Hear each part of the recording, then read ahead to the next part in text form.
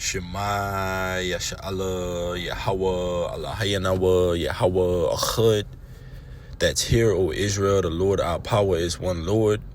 Double honors to my teachers, the apostles and the elders of Great Millstone. Peace and blessing to you, Akim, pushing out this truth across the four corners during these last seconds of time. Kwam Yasha'Allah, mighty Shalom. And this lesson is entitled, The World is Not Prepared for the Flood to Come. The world is not prepared for the flood to come. All right. This is Matthew 24. And I'll start at 34. This is red letters. This is Yahushua speaking, whom the world ignorantly calls Jesus Christ. It says, Verily I say unto you, this generation shall not pass till all these things be fulfilled. Heaven and earth shall pass away, but my words shall not pass away. But of that day and hour knoweth no man, no, not the angels of heaven, but my Father only. And that time that Yahushua is referring to is the time that we're in now, 2025, the hopeful year of our deliverance and the destruction and judgment of Esau Edom. These things will be fulfilled leading up into the return of whom the world ignorantly calls Jesus Christ, whose Hebrew name is Yahushua. All right? Prophecy. Okay? One of the main centerpieces of prophecy being Revelation 13 and 16. All right? Revelation 19, Yahushua coming back upon his heads being many crowns. Okay? That's the dominions and the titles and the strength of these nations round about that are putting themselves up to bat to try to take the nation of Israel into their hands. All right, so we're in a time like no other. Like the scriptures say, alas, alas, that day is great. So it's nothing like it. It's the time of Jacob's trouble. All right, but we know we're in the season for all hell break to loose, like it says in 37. It says, Salaki verse 36. But of that day and hour knoweth no man, no, not the angels in heaven, but my Father only. So not even Yahushua, but we don't know the hour of that time, but we know the season. Scriptures say, the times and the seasons, brethren, I have no need to write unto you. Because just like if it's cold outside, what do? You get covering. All right. So we see these different judgments going out throughout the planet Earth.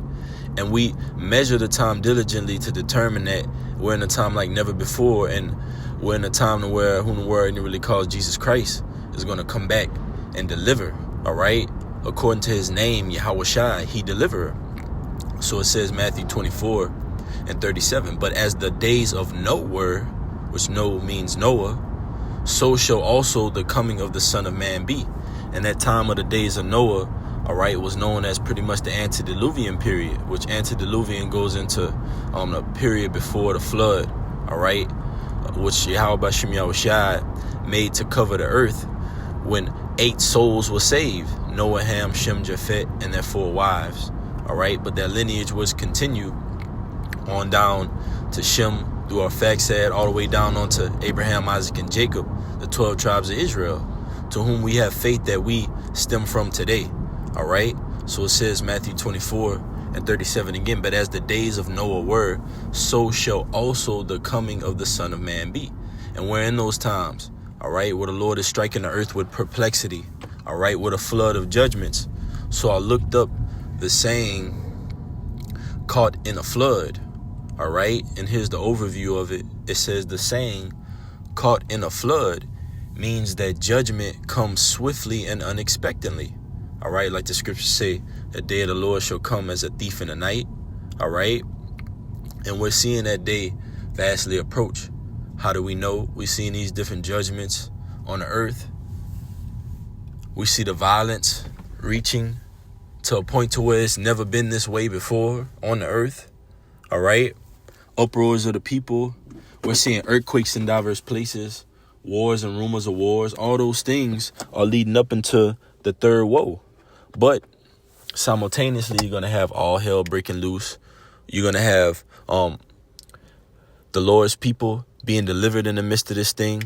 Salvation, okay, as well as destruction. Like Apostle Gabar goes into, you have 2 types of people on the planet Earth today. Those that are set here for deliverance and those that are set for destruction. Just excuse me for 1 second, Aki.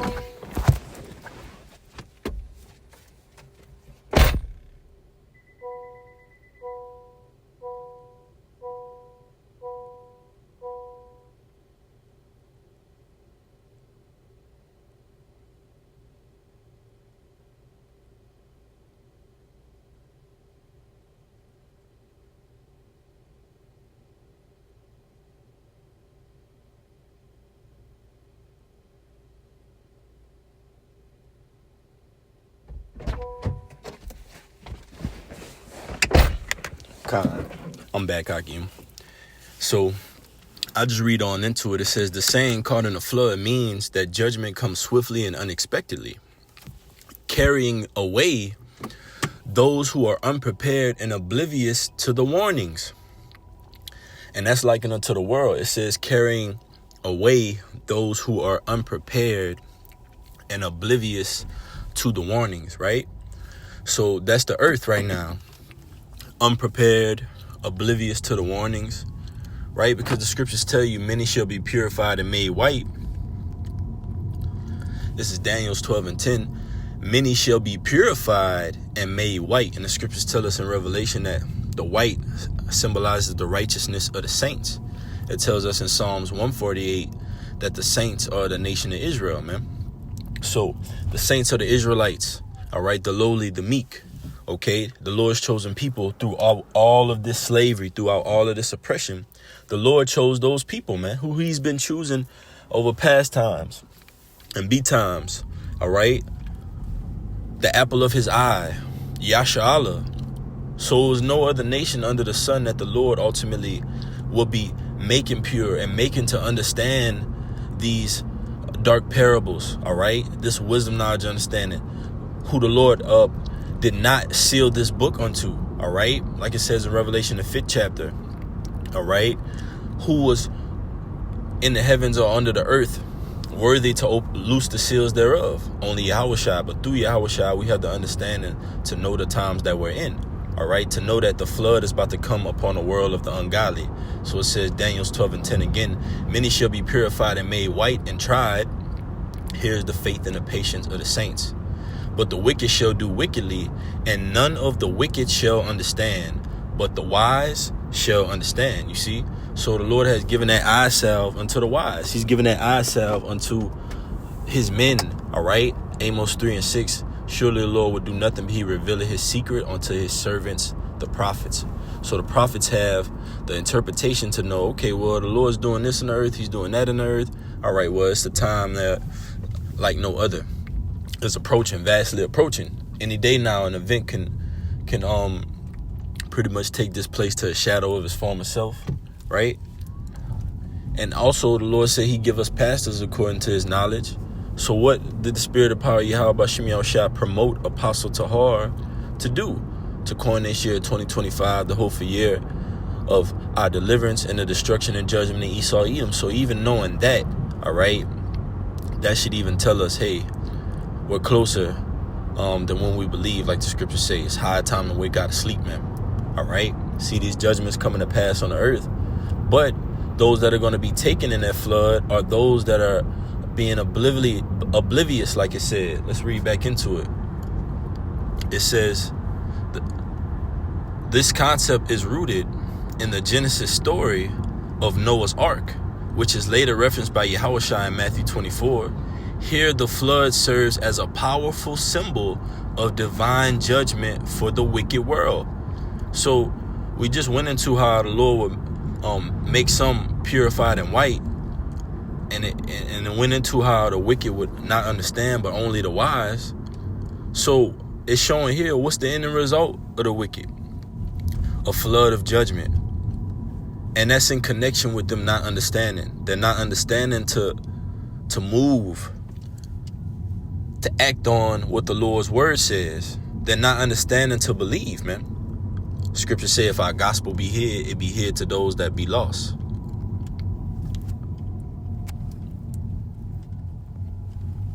This is 2 Corinthians 4:3. But if our gospel be hid, it is hid to them that are lost.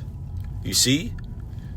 So when Yahushua was referencing the story of Noah's Ark, that was ultimately a precursor for what will be happening in these times, because there's going to have another flood coming, but it's going to be a flood of fire. All right? Let me get it real quick. This is 2 Peter 2. And I start at 4. For if God, our power, spared not the angels that sinned, but cast them down to hell and delivered them into chains of darkness to be reserved unto judgment. All right? And that's likened unto the elect. All right? Hell is likened unto The grave are a low place. America is hell. All right. And who do you have scattered across America? Also throughout the whole planet Earth, living in these corruptible bodies, which are likened unto chains of darkness and reserved for ultimately that judgment. The scriptures say, ye prisoners of hope, I render unto thee double. Turn ye to the stronghold. All right. So even though we're in these chains of darkness, we're still prisoners of hope. All right. To be delivered out of this thing, man. To not be taken away by that flood of judgment. To ultimately be kept within that ark, man. Which are the chariots, man. What the world ignorantly calls UFOs. Okay. From that flood of fire, which is going to come from the Third World War, ICBMs, nuclear missiles, man. Verse 5, and spare not the old world, but save Noah, the eighth person, or preacher of righteousness, bringing in the flood upon the world of the ungodly, because Noah was ultimately going to continue that lineage. Like it goes into in Genesis, the 5th chapter, Adam, all the way down onto Noah. You had Abel, which was replaced with Seth to continue that lineage. But why does the Lord specifically say, and saved Noah, the eighth person, a preacher of righteousness? Because out of Noah will come that chosen line again through Shem. All right. All the way down onto Abraham, Isaac, and Jacob. Shem means name, Shem. It says a preacher of righteousness bringing in the flood upon the world of the ungodly. You see? Let me see if I could back it up. It's in Apocrypha. Kind of 2nd Ezra 3 and 9. I started 8. And every people walked after their own will and did wondrous things before thee and despised thy commandments. And that's ultimately why the flood came upon the world of the ungodly. Those 8 souls that were saved were brought into that ark purposefully. It was all a part of the storyline. All right. For the earth to be repopulated, ultimately that chosen line to come through Shem. Our facts said all the way down on to Abraham, Isaac, and Jacob. All right. 12 tribes of Israel today, which are the Lord's chosen people. So it was all done purposefully and through prophecy. All right. So we could be here today and set for deliverance, because that great deliverance is going to come in this time, like Yahushua spoke of in Matthew the 24th chapter. This generation shall not pass until all these things be fulfilled. All right. It's going to happen in our time. All right. This generation. OK. But that flood upon the world of the ungodly is to come. All right. That flood is not going to just go away, man. All right. And then it makes another example. Back in that chapter, 2 Peter, it goes into Sodom and Gomorrah. That was another example after the flood, ultimately, that the Lord used for his judgment. And we can liken that onto America. And I'll get that too. It says 2nd Ezra 3 and 9. I started 8 again. And every people walked after their own will and did wonderful things before thee and despised thy commandments. Sounds like a time right now, man. That's the time that we're in right now.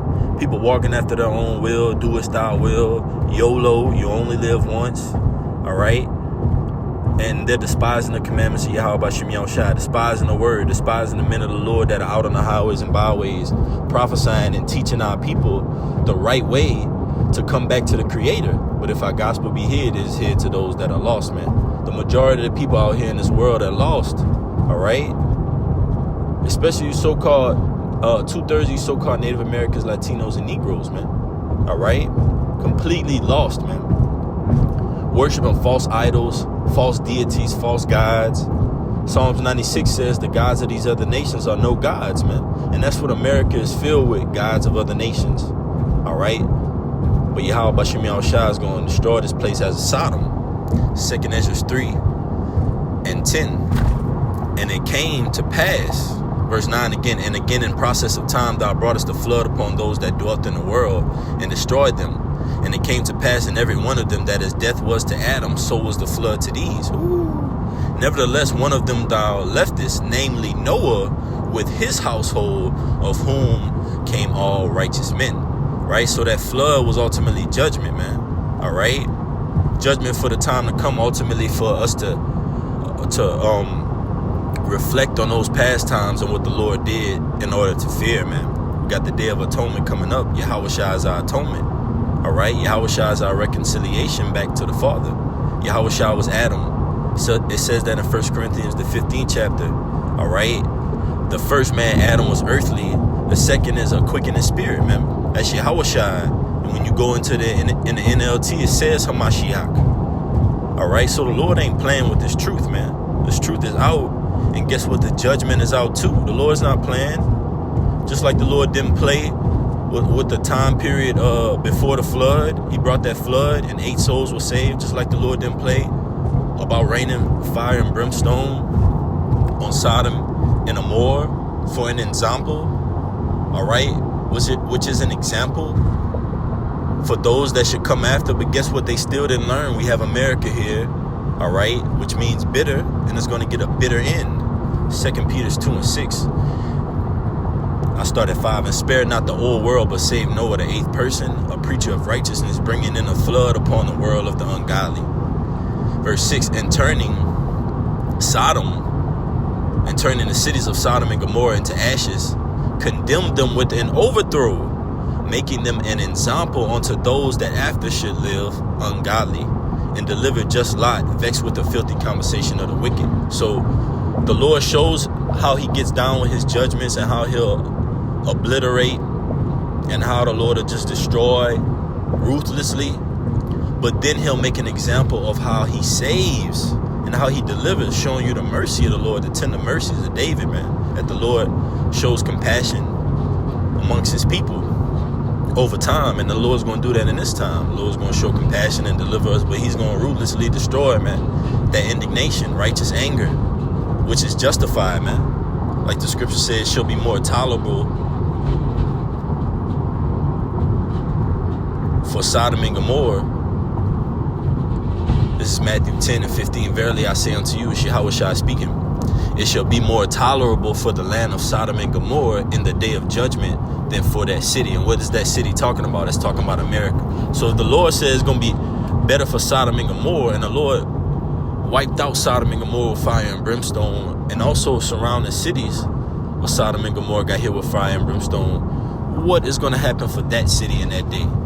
And you got people say, well, that's not talking about America. That could be anywhere. Well, what place on the earth is as of Sodom? All right, takes on the nature of Sodom. All right, America. And guess what? If you don't believe, it's at the point of time you're going to find out, man. You don't believe that this place is, its sins have reached onto the heavens, like in Revelation 18 chapter. You don't believe the Bible, man. You're going to be judged by that. All right. So let's go to Matthew 24. And we'll go back to that AI overview. It's Matthew 24. Let's go back to it. Matthew 24:37. But as the days of Noah were, so shall also the coming of the Son of Man be. For as in the days that were before the flood, they were eating and drinking, marrying and giving in marriage, until the day that Noah entered into the ark, and knew not until the flood came and took them all away. So shall also the coming of the Son of Man be, which is these times. And it says, drinking, marrying, giving in marriage. That sound familiar? That's America in a nutshell. Reveling, banqueting. Every day is a party. Every weekend, turning up. Right? Jake like to say up and it's stuck, right? Guess what? These judgments are too. Because when the Lord's judgments go out, they're not going to return void, man. This is Isaiah 55:11. So shall my word be that goeth forth out of my mouth. It shall not return unto me void. So Jake want to say, yeah, we're turning up. It's up and it's stuck. Guess what? The Lord's word is too. When the Lord's word goes out, it's not going to return void. That check is not going to bounce, man. And that's what you see going throughout the earth. All these judgments, like the scripture saying in the Apocrypha 2nd Esdras, it says, as a hungry lion, who shall turn a hungry lion away? Or who shall turn back a bow, an archer, archer after he shot an arrow out of his bow, man? That's like the Lord's judgments. So you're right. It's up, and guess what? It's stuck, okay, with judgment. All right? And once that flood pours out, It's no turning it back, man. So it says, Isaiah 55:11, so shall my word be that goeth forth out of my mouth. It shall not return unto me void, but it shall accomplish that which I please, and it shall prosper in the thing whereto I sent it. That's right. Lord's word is not going to return void, man. Let me see if I can get that in the NLT. Just like that flood of judgment that the Lord is sending out, man. That's not going to return void. Isaiah 55:11 in the NLT. It is the same with my word. I send it out, and it always produces fruit. Woo. Same with the word. The Lord sent the word, and great was the company of them that published it, like the scriptures say. It always produces fruit. It says, it will accomplish all I want it to, and it will prosper everywhere I send it. That's right, man. Matthew 24:38, for as in the days that were before the flood, they were eating and drinking, marrying and giving in marriage, until the day that Noah entered into the ark, and knew not until the flood came and took them all away, so shall also the coming of the Son of Man be. And like it says back in that overview, it says, warning and unheeded preparation. Noah spent decades building the ark as a visible sign of God's coming judgment, but the people ignored the warning, continuing their normal daily lives of eating, drinking, and marrying. Woo. And so is the time of the Son of Man. It's the time we're in right now. You got the prophets that are out on the highways and byways, and you got stiff-necked Israel that doesn't want to hearken unto these judgments that the Lord is sending out. Well, who else could be sending out these judgments on the earth? These strong tempests, hurricanes, earthquakes. Those things are not man-made. Esau uses his left-hand technology to try to manipulate and seem like he's controlling the narrative, yes. But ultimately, those judgments are coming from Yahweh B'Shem Yahushai, man. That's what you people need to be afraid of. And the Lord is pissed off because you got the prophets that are out on the highways and byways making sense of the Lord's word, all right, that are predestined to preach the Lord's word. And you got the Lord's people who are just putting it to the side, man, just disregarding it. So the Lord is going to show you. So it says sudden comprehensive end. Judgment came without warning as a thief in the night, like the scriptures say. And that's how the day of the Lord is going to come, as a thief in the night. One day you think it's all good, all right? Your pantry is filled. Your account is filled. Your mind is filled with your thoughts and intentions and what you're going to do next and how you're going to spend vacation and how you're going to spend your retirement and how you're going to enroll in a new class or school. But guess what? The Lord said his judgment is going to go out and it will not return void. It's going to accomplish what he pleases. All right? It says, judgment came without warning and swept away everyone who was not on the ark. Like the scriptures say, namely, 8 souls were saved. This is 1 Peter 3, and I'll start at 20. It says, which sometime were disobedient, when once the long suffering of God waited in the days of Noah. And the Lord said he doesn't change, right? So this is the same long suffering power that's waiting in the days that are likened unto Noah again, which is 2025, the whole fear of our deliverance, the destruction, judgment of Esau, Edom. That's the time we're living in right now. And you have people that are in a ignorance is bliss spirit. It says, which sometime were disobedient, when once the long suffering of God waited in the days of Noah, while the ark was a preparing, wherein few, that is, 8 souls were saved by water. And guess what? There's going to be a flood this time, but it's going to be a flood of fire, right? Like scripture says, second death, flood of fire, man. Okay?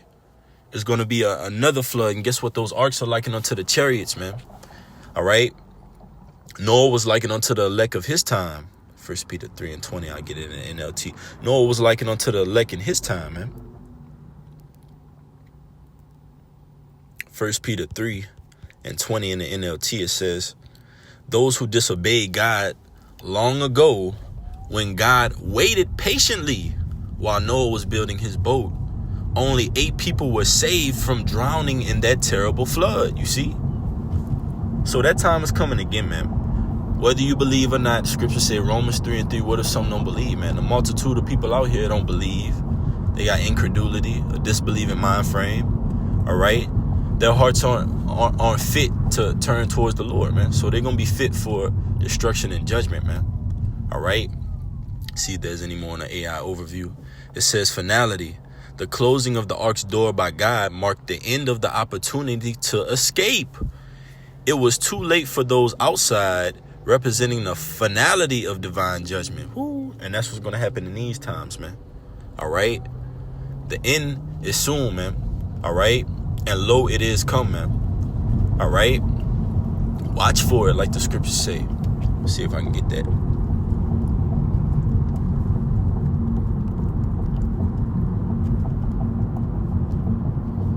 This is Habakkuk 2:3. It says, for the vision is yet for an appointed time, but at the end it shall speak and not lie. Though it tarry, wait for it, because it will surely come. It will not tarry. Just like that flood.